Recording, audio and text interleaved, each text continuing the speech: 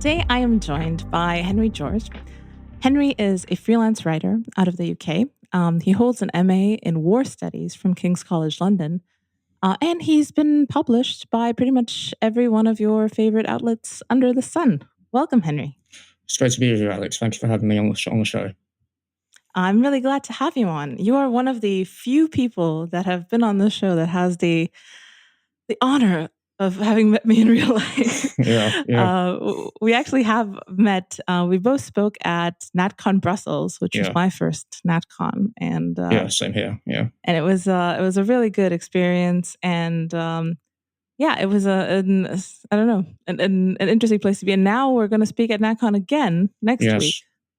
Which is going to be confusing to a lot of people here because this will air probably in a few months because this is part of my pregnancy stash.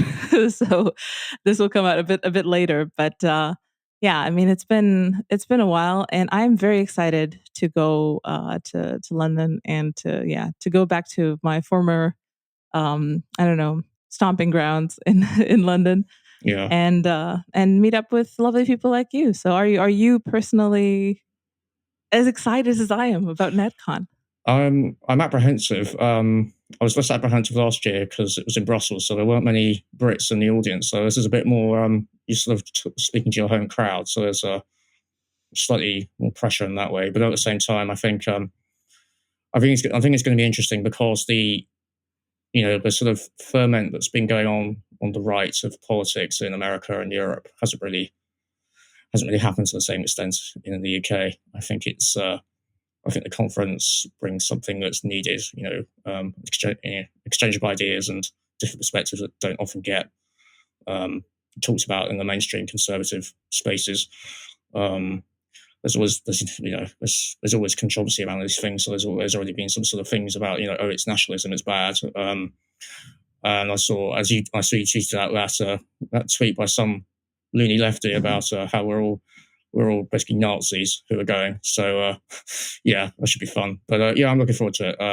Looking forward to seeing you in person and the panel you're speaking on about what is it about biopolitics? Is that the subject? Yeah. I have a enticingly named speech called "Accepting Difference." Yeah, I was thinking that sounds intriguing. I had to vet it first. I actually had to run it by Yoram Hazoni first, and he was like, "This is okay, but tread lightly." And I shall tread lightly. Very hopefully. It's not just the culture; it's also the fact that if you say the wrong thing, you could get arrested. So, Yeah. It might go against the Equalities Act, but I'm just visiting, so I'll be out of there before they know it. The Equalities Act is something that's been debated amongst conservatives since it was passed. So and it should be. I mean, debated not much, but abolished maybe. that's pretty much my point. So we'll see. I mean, this is just the opinion of a strange foreigner who's going to go home a few days later. Yeah, so he'll be able to escape from the clutches of the thought police. Exactly. Who cares about me? Yeah. No, but yeah, I mean, the title of your panel and the other ones that are being, convened is shows that there's some fertility of thought going on that isn't necessarily always talked about. So I think it could be hopefully quite productive. I think there's going to be some, shall we say, incoherencies. Some of the headline speakers are much more right liberal, as we say in our space, than speakers on some of the panels. So, I'm speaking on the second day, hopefully all being well, as usual with my condition. Speaking about national conservatism and the common life, which is what Christopher Lash talks about a lot. My speech isn't going to be kind to the Conservative Party because, bluntly, they've been in charge for 13 years and it's all gone to rack and ruin, to put it politely. So, and I think there's debate within the right in the UK over the role of the nation and the role of economics, and there's a big divide between more libertarianish people and more communitarian, as a cliche, but less individualist. And I think that's going to be on full display at the conference, which should make it stimulating, to say the least. Yeah, and I think that's been the theme pretty much for every NatCon.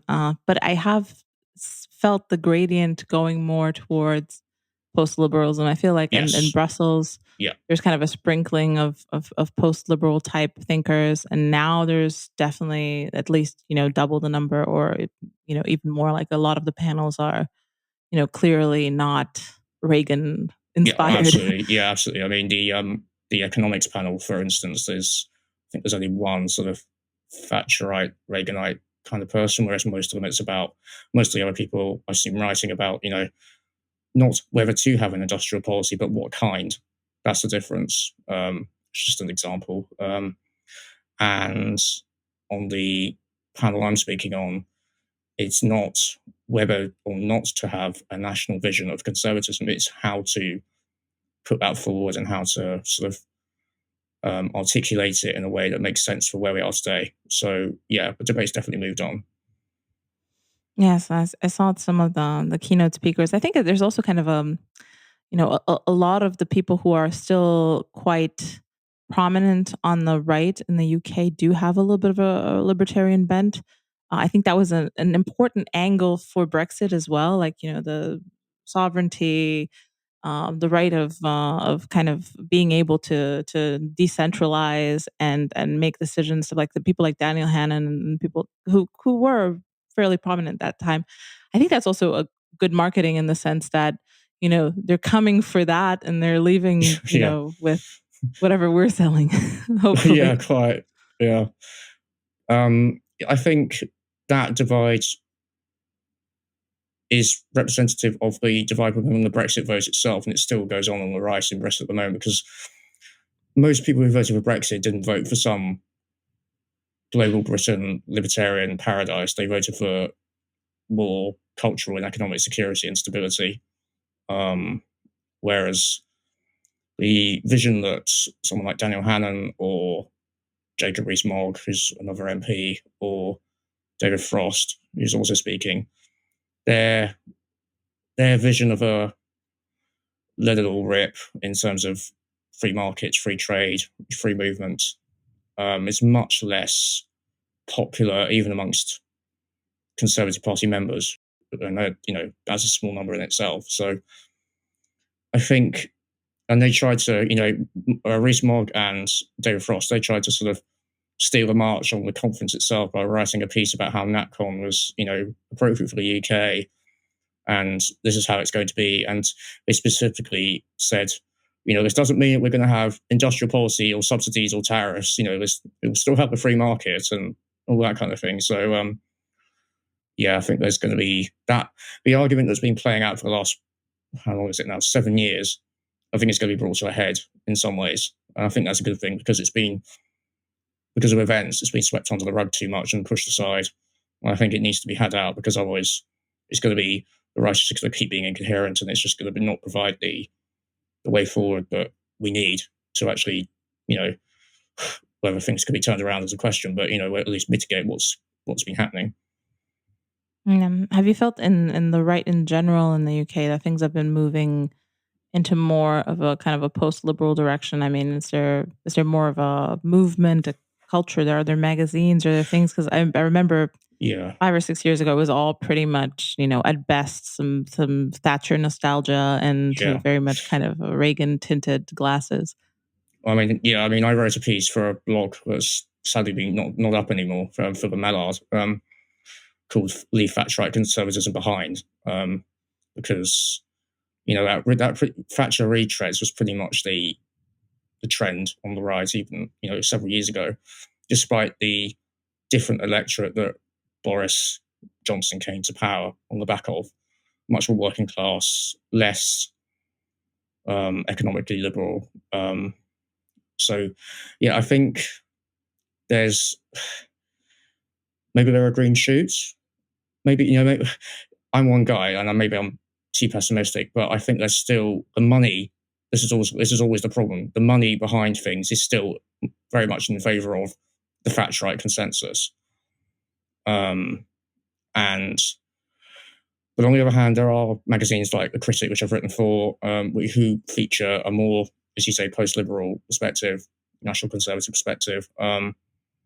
and they're not being completely cast out into the outer darkness anymore, which is what used to happen. And I think in some ways that's just a reflection of a changing reality. Conservatism, people in the audience will cringe when I say conservatism because they think that's just, conserving what the liberal order produces, yesterday. But, traditionally conservatism was about reflecting on what the reality was and sort of adjusting to meet it, not clinging to some outmoded ideology that is divorced from things as they are. So I think the momentum, shall we say, is moving ever so slightly towards our side, which I think is going that will meet where people are, because I know you have, I know you're not a massive fan of democracy in general, but in the UK, I think where voters are is actually even more to the right socially than the Conservative MPs, as is shown by research. Lots of data shows this, but they're less economically liberal. So that way of doing things is going to, if the Tories want to stay in power, which, I don't think it's likely now, given everything that's happened. But if they want to come back into power at some point, they're going to have to appeal to this electorate, and that electorate is much more in tune with, I think, our sort of national conservative side of things than the, David Cameron, George Osborne, liberal Tory vision, which was basically someone said basically the only thing conservative about it was being cruel to disabled people. So that was about it, really, and being progressive on social issues, which weren't really very relevant to the direction of the country. So yeah, I think we have some potential. Yeah. Yeah, I mean, I hope that's right. I think there are two kind of strands of critique of democracy. I mean, one is that the people aren't unfit to rule, and like you said, in this case, that might not be the case. Or maybe a deeper and more black-pilling critique of democracy is that things are not as they seem. The people put up to actually represent the different strains of ideas are all kind of avatars of the same thing. In this case, liberalism, from the left and the right, and the fact that the Tory party clings more to liberalism than the desire of the people tells you a little bit about how this works. And I think I mean, this is the thing about whether ideas or structures and institutions and networks take precedence in driving social, political, cultural change. This is something that I've written about quite extensively. I think there's a writer called James Davison Hunter who wrote a book back in 2010, I think it was, called "To Change the World." It's about Christianity in what he calls late modernity. But one of the chapters at the beginning is about how Christianity actually came to dominate the Roman Empire, the Western Roman Empire, towards the end of the third century, sorry. Basically, his argument is that it wasn't just because there was a critical mass of people who believed a certain idea, then that, swept along a change which was adopted by the institutions. It was actually Christianity being adopted by elites who were not in the ruling class itself of the empire, but were close enough that they had influence on the status of Christianity as an idea, as a belief system. And once these people were able to cycle into the ruling elite, the fact that they believed this new religion gave it the status that then appealed to the rest of the population, which then, Christianity had been steadily sort of growing for a couple of centuries, but it hadn't taken off. But once it had gained, to use a Gramscian term, institutional hegemony, it exploded. And this is the question I think we on the right have to deal with: is how much of a role does institutional change play, and how much of a role does mass politics plays. So I wrote a piece for The Critic a couple of months ago, looking at the role of ideas and institutions. The title was I was trying to do a play on words of the old Andrew Breitbart, culture downstream of politics downstream of culture. Sorry, and I actually reversed it. I said, politics and culture, they interplay, because sometimes, obviously culture can influence how politics goes, but on the other hand, there are many, many, many, many examples in political theory and political history where politics and law are the teachers and the movers of cultural change. So judging between the two is a matter for the virtue of prudence, sort of cautious judgment about what is appropriate for the time. And that bluntly is what statesmen are for. That's how you judge their merits, is do they, are they able to act in the world as it is to drive the change that they believe is needed within the confines of the structures that they inhabit. So, it's not just it's the battle of ideas. The shibboleth about the battle of ideas. If we win the battle of ideas, everything will be okay. Well, maybe, but we've been battling in the battle of ideas for almost 10 years now, and it hasn't got very far. I think the role of institutions and the networks of people who believe certain things in the structures of power, that needs to be thought about as well. Yeah. Yes, I think that's exactly right, because there's a lot of people have takes on this. Obviously, the Breitbart take is that politics is downstream of culture. A lot of people kind of in the NRX space say it's law is upstream of both culture and politics, and I think kind of you identified the linchpin here. It's essentially a culture imposed by a elite or ascending counter elite that's important, and will be important in the long run. I think that's a lot of times what our space feels like, and that's why I feel like it's quite a sensitive time, because things change quite fast.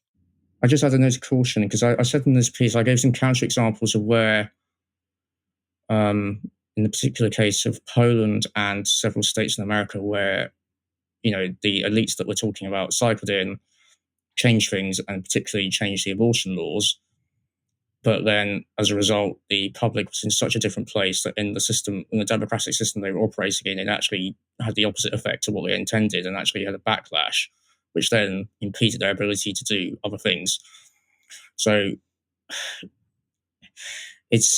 I'm not saying that one shouldn't try to implement one's view or one's vision for the good at all through the structures of power, but this is where prudence comes in. You need to be sort of realistic about what can be achieved with the way things are now. And this, again, people will say, "Oh, well, that's just a reason." It just sounds like an excuse for doing nothing. And well, it's not that. It's more just about being realistic about what can be achieved with the situation as it is. Yes.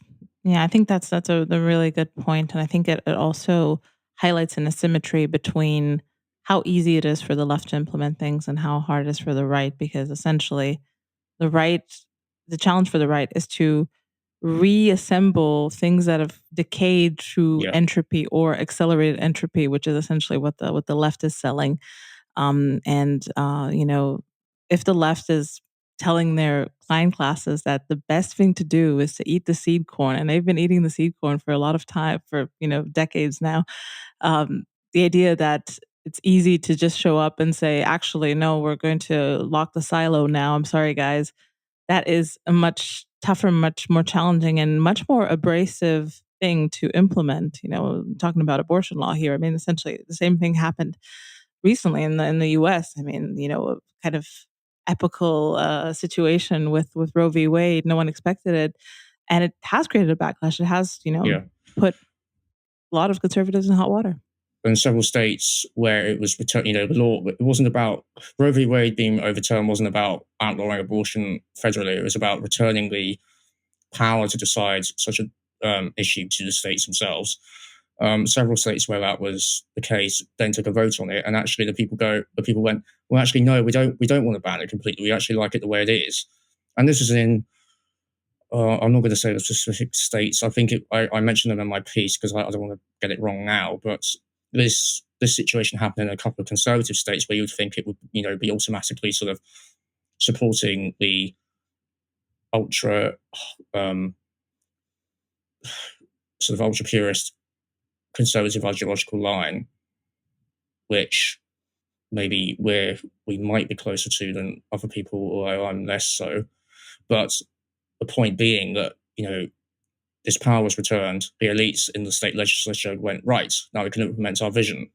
Let's ask the people, because they vote with us, and then the people went, no. So what do you do then? And, some on the neo-reactionary right will go, well, you just impose it.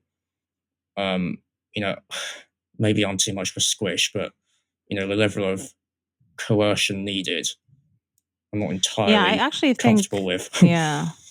No, I think the neo-reactionaries, especially kind of in the vein of Lord Yarvin, would probably say that it's impossible to impose it if that's true. He's more the substructure would not allow it. Like it's the idea that essentially Yarvin has been against things that like what Chris Rufo or DeSantis have been doing, essentially using lawfare to impose more conservative standards over corporations and things like that. I mean, again, I think Yarvin's mistaken there as well, because Chris Rufo hasn't been. In some ways, Chris Rufo has been working with the grain of what opinion is, and if Rufo has been working outside of the Overton window, he's not so far outside of it that people don't want to move towards him, if that makes sense. Yeah, I think people, like for example, constituencies in Florida would move towards him. But like for example, there is the Florida New College. Like both students and faculty there were definitely not in Rufo's camp. Probably maybe a minority, a very small minority of them would say, okay, yes, we want these changes. And barring gutting the whole faculty and administration and getting new students, I don't necessarily know how the rules that they're imposing are actually going to, find fruition in the actual institution. So that's a tough thing. You essentially need to convert these people on a, religious, you need to catechize the everyone into your cult. And that's why I think this whole, preparing a sort of counter elite thing. And that's why I think it's so sensitive. There are a lot of true believers of what we speak about online, and some of them are, I know, kind of real people, well connected in the real world. How much of a critical mass this is, what time is it in the scale of the counter elite? Is this going to be the counter elite, or is this just a storm in a bottle, or is this something completely important? So I don't know. It's very hard to tell. I personally am fascinated by all of these conversations and this direction, but I'm not wiser than anyone else about what point we're at. Yeah, and I'm not an expert. It's just these thoughts have been sort of developing over the last several years. Thinking about how political and cultural change happens and why the accepted explanations for such things seem to be lacking. Because when Trump was elected in 2016, when Brexit happened, the supporters of both said, "Oh well, that's it. It's all sorted now." And actually, no, it wasn't, because as we've seen since then, whatever you think of Trump, he was. I'm not. I like some of what he did, but some of the other stuff I'm not so sure about in terms of his effectiveness. His effectiveness was definitely curtailed by the permanent bureaucracy, the administrative state, just going, no, we're not going to do that. Actually, there was a concrete example of that. Was one of his military commanders basically said, well, yeah, we actually just lied to him about removing 200, removing the Americans from Syria. We just left them there and just told them that we'd done it. just as a small example of the kind of thing that happens. And in the UK, we were facing, how long was it in the end? It seemed like forever at a time, because it just went on and on and on.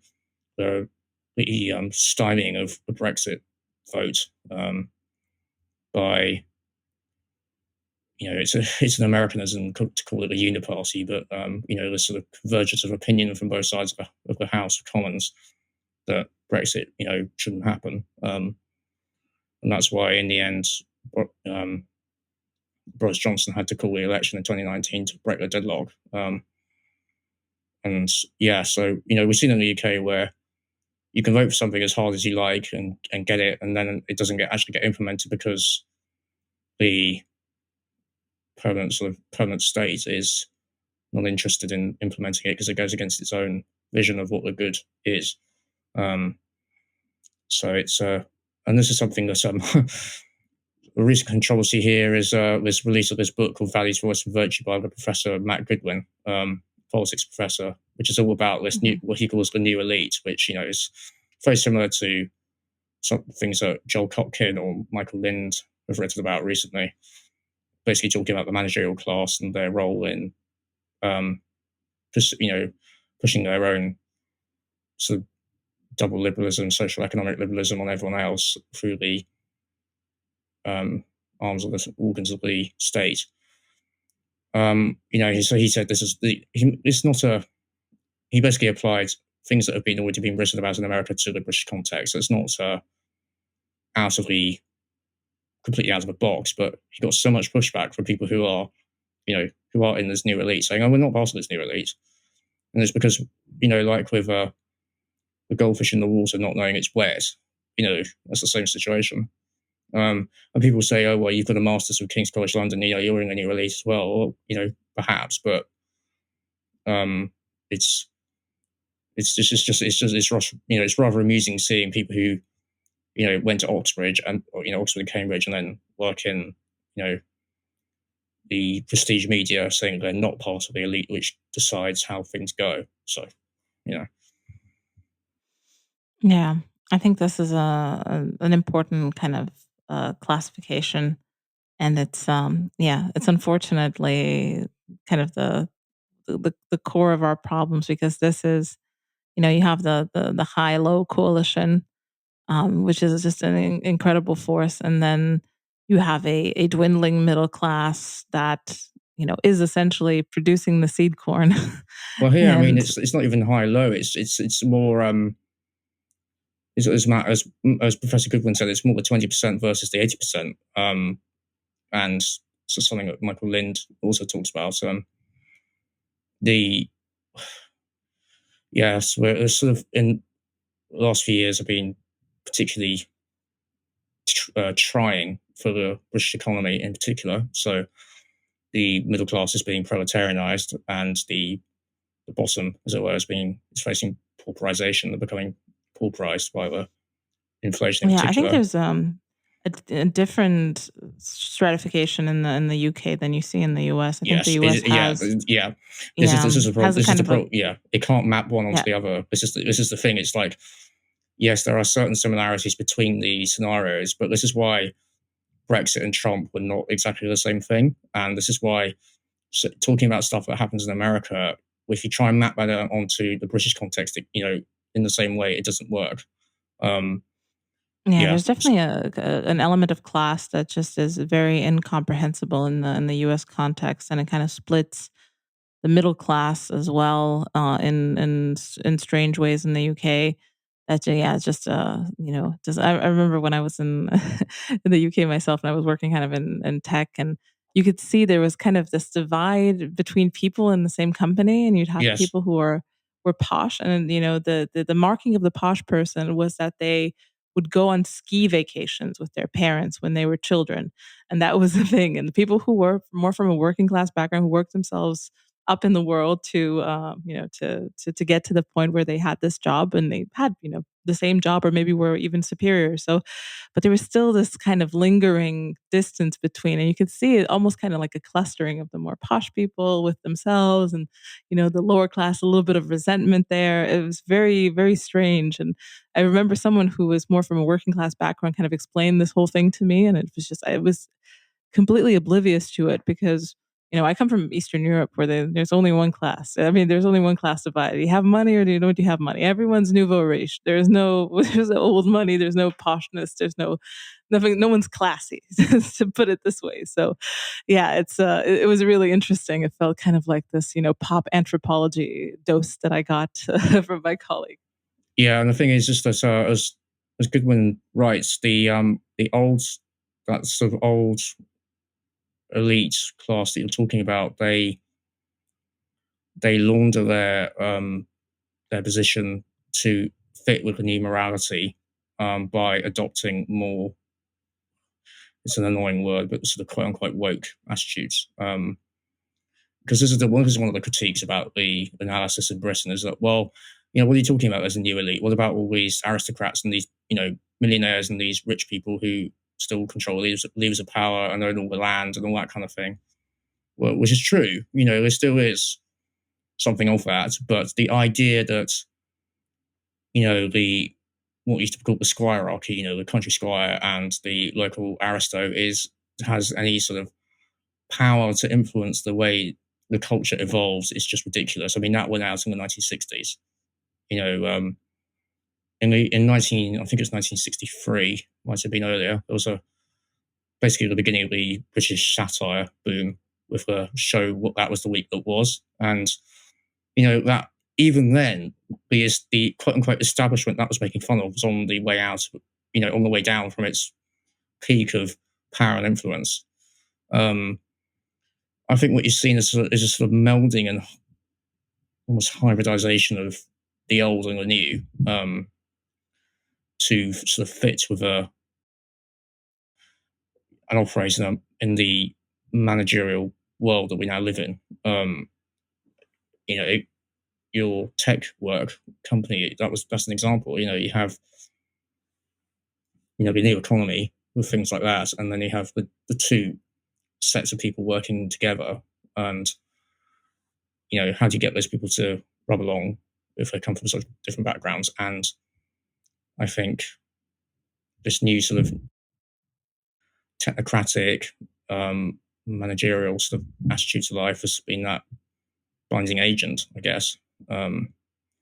Because aristocratic virtue is not exactly the in thing. The coronation notwithstanding, but so I think it's in a bid to stay relevant and maintain some influence. I think the old smart set, they adopt these.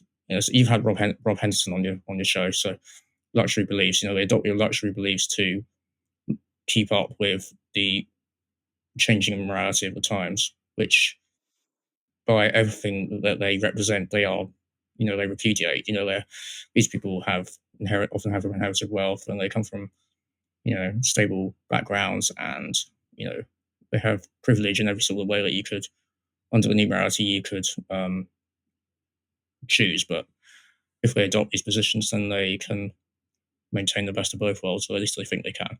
So, yes, I think that it always struck me that if we didn't have wokeness or kind of this rabid egalitarianism, we'd kind of have to invent it with this economic system that we have, because it's the glue and lubricant that holds the whole thing together. Well, it's strange because it's strange because in some ways there was more social mobility up and down the social scale when Britain was supposedly a completely sort of static, hidebound feudal society. So, much of when the British Empire was still going, the people who ran it were often not from. Of course, there were people who ran it who were of that upper class background, but also people who came up through the ranks because of their skill and their intelligence. And actually, there's been a strange, in Britain at least, there's been a strange inversion where the more meritocratic the rhetoric gets from the people in power, the less actual meritocracy there is. Because that's, meritocracy threatens the people who have the positions of power and influence. So why would you want that? And of course, this is why Peter Hitchens, the Doomer in chief of the British public life, he's written a book recently about the demise of what we call the grammar schools, which are these selective state education schools. They were basically wiped out, ironically, by a conservative government. But as he says, of course, people in power want to wipe these schools out because they threaten their own children's possibility to climb the ladder. So, if you remove the source of competition, then that's all to the good. Of course, it's all, as you said, it's all done under, egalitarian rhetoric about fairness and, equality and all that kind of stuff. But actually, by removing the chance to have somewhat of a infusion of talent into the elite through those means, you instead just put the potential to move up and down the spectrum, the social scale, in the hands of just money. So, instead of going to a school where it's selective, you move. It's all instead of based on selection for exams, it's based on selection through how much money you have to afford the house near the school catchment area. So it's just as exclusive. It's just as exclusive in some ways as it was. It's just done in a slightly less obvious way. There's a lot of pressures on the liberal vision of meritocracy right now. I think there's on one level. I mean, this is kind of Charles Murray's argument. Whatever one may think of it. It's the fact that meritocracy has low hanging fruit, and then you have a few generations of which that low hanging fruit can be picked because people kind of self select into relationships with each other. This whole assortative mating. Assortative mating, exactly. And then they go to the elite schools and they have children together, and they only want to marry within their own class. On the other hand, you have all of this pressure because after you have 1, 2, 3, 4 generations, let's say, especially in the U.S. After civil rights, and the idea there was that okay, you're going to slowly equalize opportunities, and then once the opportunities are equalized, after 1 or 2 generations, you're probably going to end up somewhere close to equal outcomes. That's not happened. That's probably not going to happen, depending on what your perspective on this is. And it is political dynamite because you have a population which is essentially kind of relegated to this role. The left essentially is fueling a fire that's never going to be put out with the idea that, okay, you're in this role because these people put you there and they keep you there through nefarious, mysterious ways, which are only proven by the fact that you're still there. If opportunities were equal, you wouldn't be there. Obviously they're sabotaging this. Obviously they're stealing from your children's mouths and making this as apocalyptic rhetoric as they can because this is the source of their power. So it's a tough time for meritocracy, and even the idea that this is going to be possible. Yeah, well, absolutely. I mean, this is something that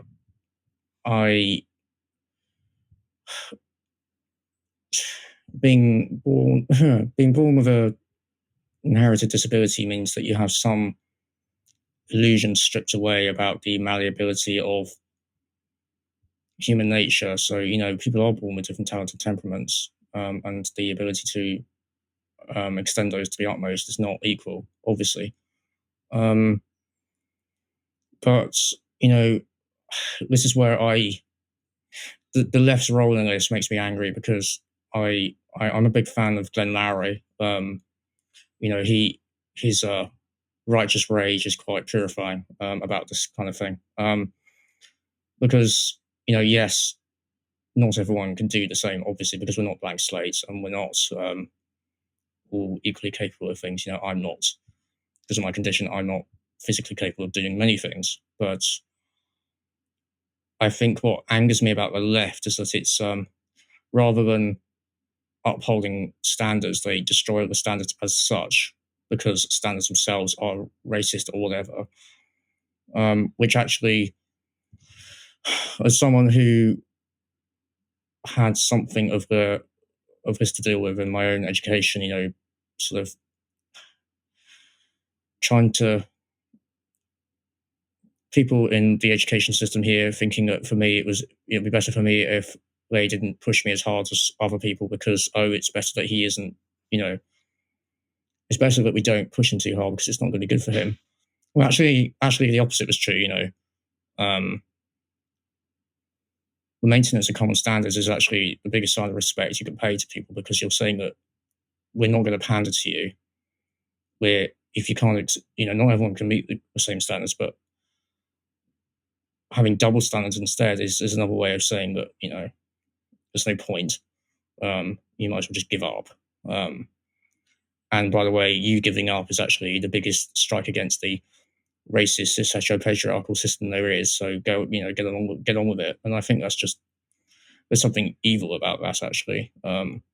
Yeah, and corrupting. It's corrupting because it's enticing the people. It's giving them something they haven't earned, and by that, just kind of ruining the relationship with the whole institution. Yeah. And it's not just giving them something they haven't earned; it's also driving a resentment that the mismatch between the rhetoric about where someone is in their life and why they are where they are. So, for instance, it could have been that I was just told by educators that, oh, well, it's fine, just because you didn't do very well, it's not your fault. It's not that you didn't work hard enough, it's just because, the system hates disabled people and we're just going to give you a free pass anyway because you deserve it because of all the suffering you've been through. Which is essentially, it's a really simplified way of putting it, but it's essentially the argument across whole domains of life nowadays. And actually, as someone who's had a little bit of that in my own life, I can say that it's such a it crushes the spirit out of you if you let it, because it's condescending and patronizing in the extreme because it's treating you as someone less than,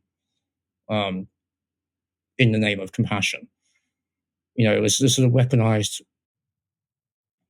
empathy and weaponized compassion. It's actually a form of cruelty in the end because it just leaves the people. In the end, it leaves the people who are treated in this way in a worse position than they would be if you just tried to, maintain the standards that you set for everyone else. So, yeah, of course, there will be people in the audience who think I'm being all starry-eyed about people's ability to do and achieve certain things. But, I think if you don't, just sorry for interrupting. It's a complicated subject, Yeah, I think there's also this assumption that everyone should be able to do everything, and it is an insane assumption. I mean, there's never been anything more utopian. I understand in the sense that, you don't want to bar access to competent people to things that might be socially productive for everyone. But the idea that, even this concept of like, okay, how many female CEOs are there and things like that? Like, CEO is some form of nobility title that you just access one day. Being a CEO is a backbreaking, high stress labor. Yeah. It's not some, it's not like, you are now CEO, go home and enjoy your paycheck. It's an incredibly, pressure filled thing that only very few people in the world are qualified for. And it's just, we're treating this as, I don't know, as like a ticket to Disneyland. And it really isn't the case. And this is just the case for any sort of excellence in any field. It's mostly blood, sweat, and tears. And the fact that, there's a great compensation package, or I don't know, you get a Nobel Prize at the end. It really doesn't mean that it's just a, all upside. Yeah, absolutely. this is the sort of woke identitarianism, where your one sense of self and self-worth is gained through endless navel-gazing and introspection about one's identity. It doesn't actually, it doesn't help you form a sense of identity in self, because, forming a sense of identity in self is done by inculcation into a culture and a tradition and a way of life, but also through action and through the exercise of one's agency. This is what Hannah Arendt said. You show who you are to yourself by what you do, and to other people, and that's how you form your sense of place in the world. So, just sitting around thinking about who am I and why is the world treating me so badly, it's not going to get you anywhere. And I can say this from personal experience. When I was younger, I'm 29 now, but when I was my teenage years, I sometimes would give into sort of, oh well, life is so unfair. Why was I born this way? Why is the world so mean? Blah blah blah, and that didn't actually help. It actually made things worse. And the feeding of that temptation by some on the left, as a way of gaining power for themselves, I just think it's disgusting. So that's it's a pretty basic thing to say for these circles, but I think it lets down, it undermines the people who they are trying to help, obviously, but it also undermines the possibility of a stable and harmonious society where people fit themselves to their talents and the temperament that they're born with, and then do something productive. Because if you undermine the possibility of that, even then society just falls apart, and I think we're seeing that. What is it? Daniel Patrick Moynihan saying, defining deviancy down, oh, bad behavior, that's fine. It's the system. That's why you behave like you do, not your actual the actual choices you made, in spite of, or in the you might find yourself in a set of circumstances, but it's how you react to that. That's who that's part of what defines you as a person. There's something to the fact that a lot of the pressures that we used to have, and the things that kind of drew us together as communities, and the things that kept tradition alive, and just the contact with base reality itself, I think has drifted away for a lot of people. So absolutely, the idea that identity, doesn't grow out of the things you mentioned, out of community and tradition and a way of life, is much more understandable now, because it really is kind of like a menu. We were just used to, engaging with the world on a click basis, and just studying, what do the people that I like. So I am that type of person. And it's just it's a very inhuman way of relating to yourself and others. I mean, I had a thought the other day which I wrote down. The liberal right, its ethic is consumption, and the liberal left is the ethic is sort of moral redistribution. So the right has given up largely on religion and hierarchy and community and tradition and history and country, and it's all come down. It's legitimating morality is the ability to consume and to gain more pleasure than pain from the market. And that has now broken down because of various structural issues. So that means that the one thing that the mainstream right, particularly in the UK, has used to justify itself is now not there.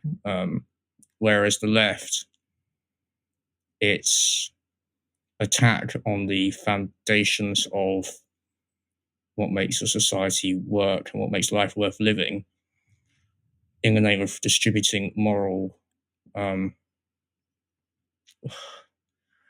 morality to those who it deems who it deems now more worthy than those who monopolized it in the past in an evil way. That in itself just drives the division between groups which are tricky enough to handle anyway, without putting these poisonous,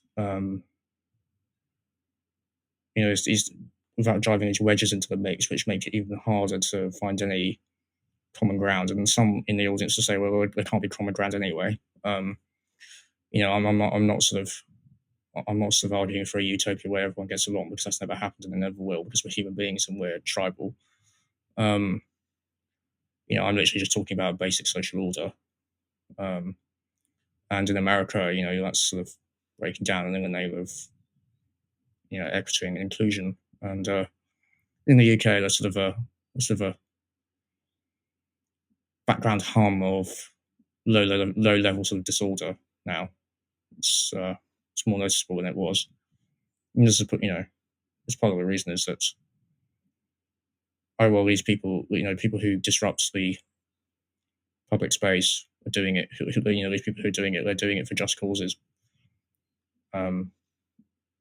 So it's these two new ethics for the left and right. The ethic of consumption, the ethic of moral redistribution. They're both acids eating at the foundations of what makes society possible.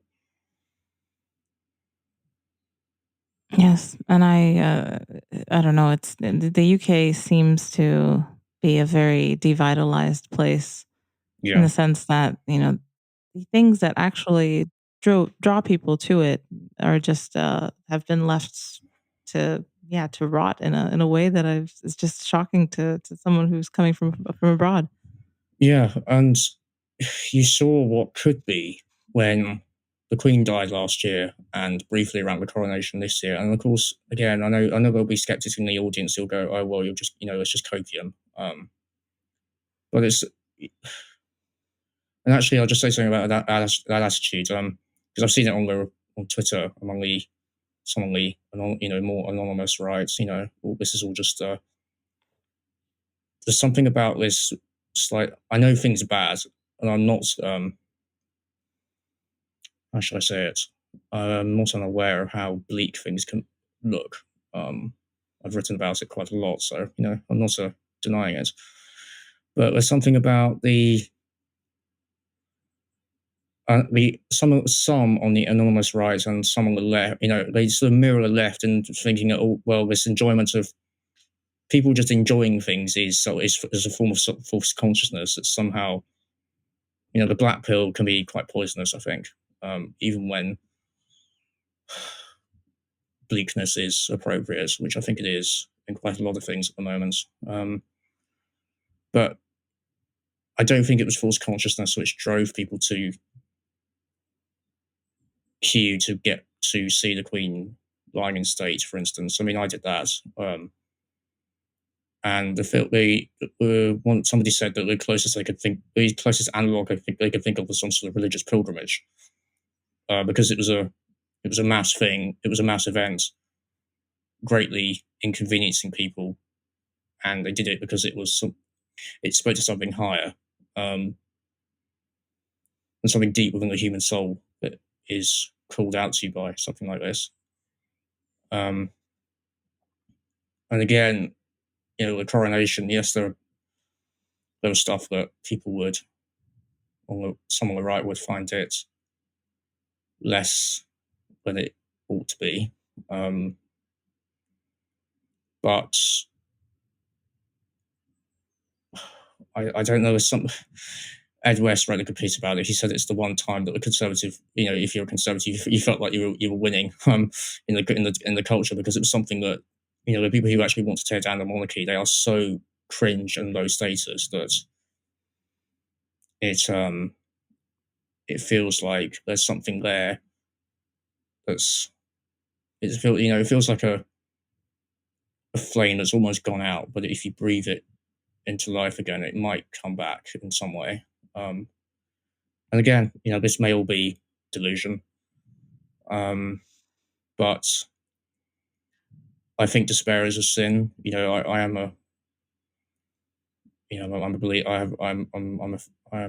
I'm a believing Christian. I think despair is a sin and hope is not easy. But times like this, times like the Queen's funeral and the coronation, I felt there was some reason to hope. But there's something salvageable, you know. I agree. I think that's a really important viewpoint that maybe I don't underline as much on the show, though I should. The total black pill and the constant perspective. I mean, there's an incentive online because it is very hard to put forward a positive vision just because you're on the hook for it once you put it forward. To have a completely negative perspective, and you can build whole platforms on tearing things down. And I feel like there's such a huge role for gratitude, especially for people who are Christians or aspiring Christians like myself. You'll get there. You'll get there. You'll get there. Thank you. It's it is transformative, and it's also, that's kind of in a way one of the core emotions that drove me to even be in a place like the UK in the first place. I mean, obviously, money and career opportunities are one thing, but at the same time, I wanted to be in the UK because I was grateful for the existence of this cradle of civilization that accepted me as to be part of it, to participate in its culture.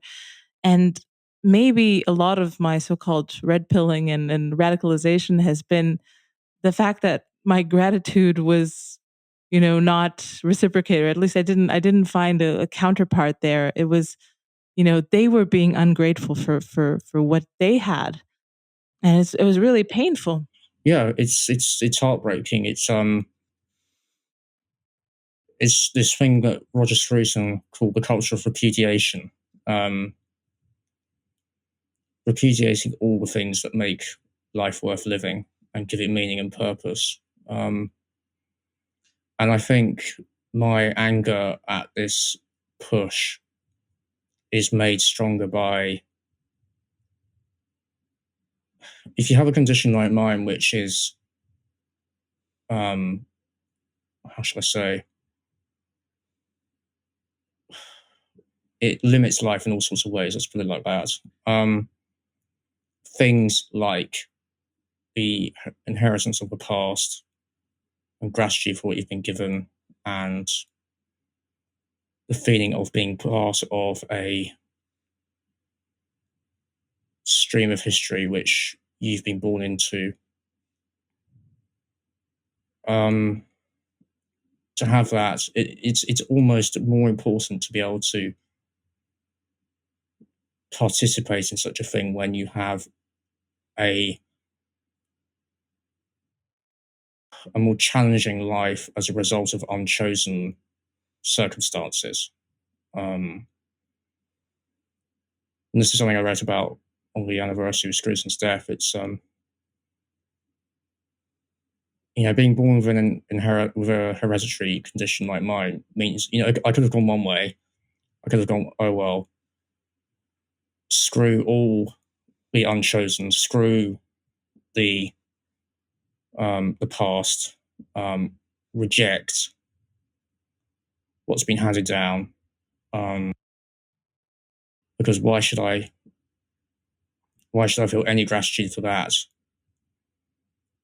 when it doesn't help me cope with this? When actually the opposite's true. The feeling of being part of something bigger that stretches forward, backwards and forwards in time, feeling like you're part of something sacred, it's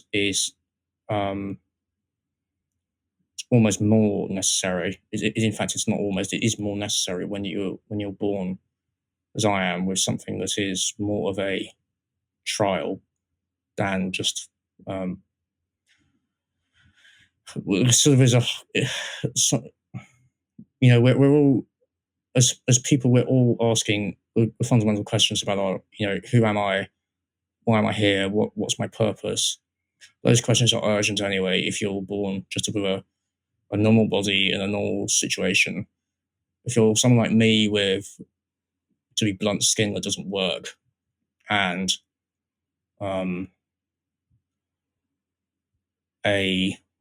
briefer time span in which to enjoy these things and to explore and to experience life, the feeling of connection to something greater than yourself is so much more important than it is given credit for by even the supporters of such a worldview today. And I can't bear the efforts to burn it all down by the left or some on the left, because there are some people on the left in the UK. It's not quite. Again, this is something different between the UK and the US. There are some on the left who are, post-liberal leftists who don't just want to burn it all down. But the people who just think it's all evidence of oppression and evil, so it all has to go. It's so much richer to engage with these things that we didn't do but are ours because we're born into them, to rediscover them in an age like ours when so much is being liquefied by the market and the morality of the day, which is almost an anti-morality. We shouldn't have to feel like we have to search for these things, but the search for me has been a fulfillment which has given life a sense of purpose and meaning, which just living for the next hedonic hit of pleasure from the online world or whatever, it's priceless. And the wish to tear that all down it's something almost incomprehensible to me. I know academically why they do it, but it's just that's why I don't just sit at home writing these things for myself. That's why people. It might not seem very much in the way of action to just write things and send them off to places, but I could just sit at home and not do anything, and the culture today would say, oh well, you've got a disability, that's fine. But if you don't match principle with action, then in some ways it means you're a lesser person. And that's the life of course we're all fallen creatures. We live in a broken world, but that doesn't mean that you give up striving as such for some form of virtue in life. Yes, you make an excellent point that I think a lot of people on the left and maybe even people on the right don't necessarily grasp in its immensity, that what the left is doing, this liquefaction of everything that we used to hold us up as a society, and each individual as well. I mean, all the patterns of life that existed for a reason is a theft. Is a theft on a scale that you're stealing from the past by desecrating your ancestors and throwing their statues on a pyre and just erasing their history.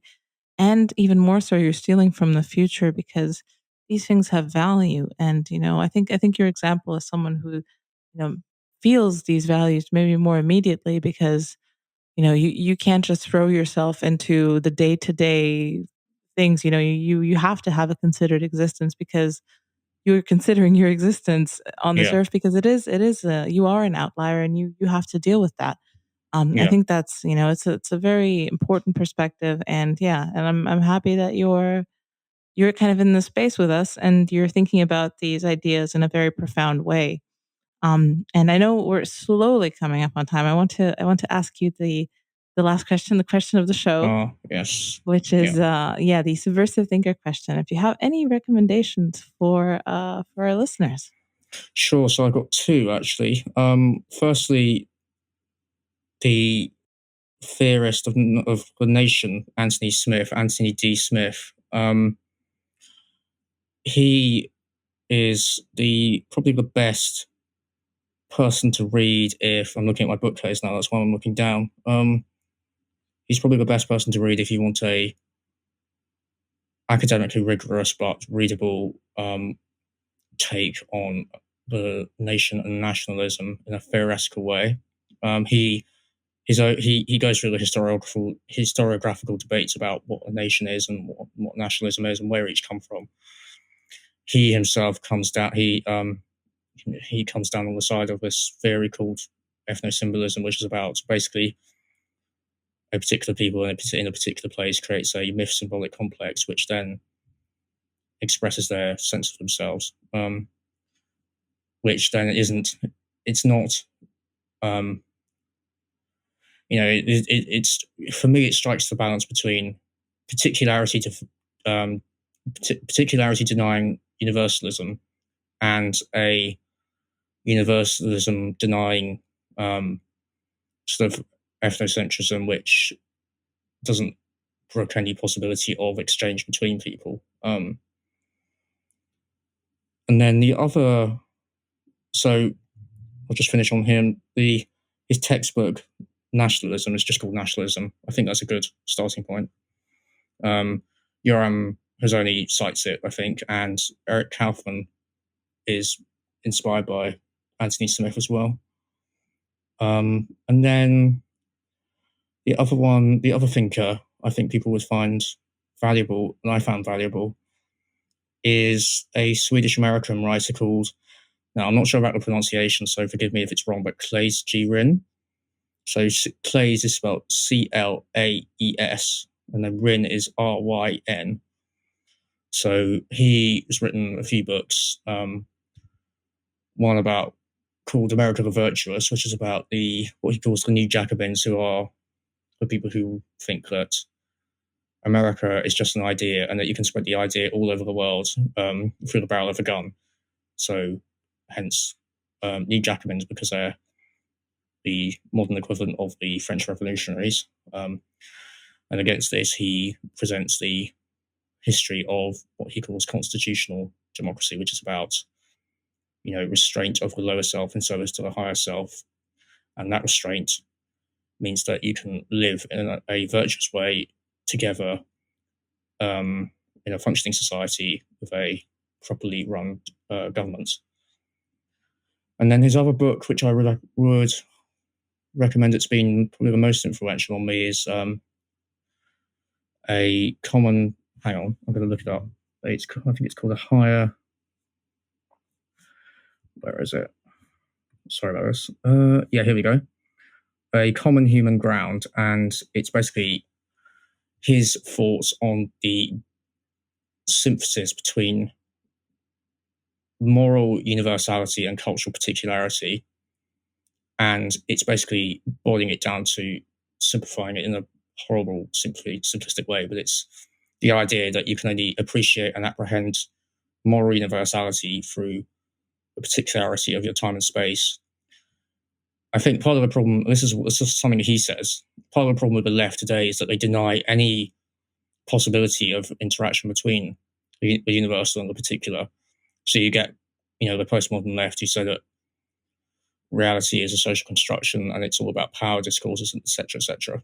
Whereas Ryn shows that we, through our own particular circumstances, we appreciate the moral universality of our place in the world and our relationship with each other through those particulars.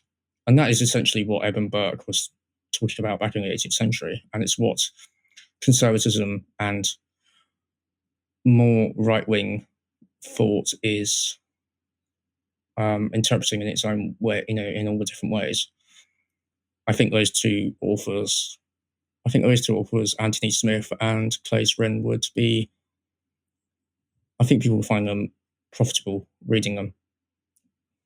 Excellent. Yeah, I think this is unique and new to me recommendations, which is always a good thing, That's which I good. appreciate. That's good. Yes, I think, and then extremely interesting as well. I mean, this is probably the major tension of our time, and I think any sort of yeah, exactly. theoretical help with this helps anyone interested in politics and what it might look like. So I want to thank you again for coming on, Henry. This has been thank you. Lovely. And yeah, I want to point people to your work. You're on Twitter at Into the Future 45. Yep. Is there any other thing that you'd like people to have a look at? So I'm speaking at the National Conservatism Conference in London on, all being well, on May the 16th. So that should be up by the time this goes out as on YouTube, hopefully. Yes. I write in a variety of places. Some of them are on my Twitter bio. Just go to that and you'll see them. My main output is at this American site called Merion West, Merion West. One of my thoughts has been worked out there. And then more recently, the Critic and the European Conservative. So if people go to those places, they'll get a good idea of how I've developed and where I'm coming from. Excellent.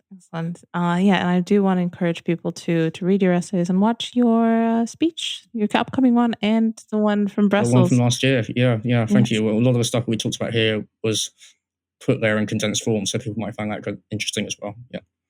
Absolutely. Well, thank you so much, Henry. Well, thank you for having me. It's been a pleasure.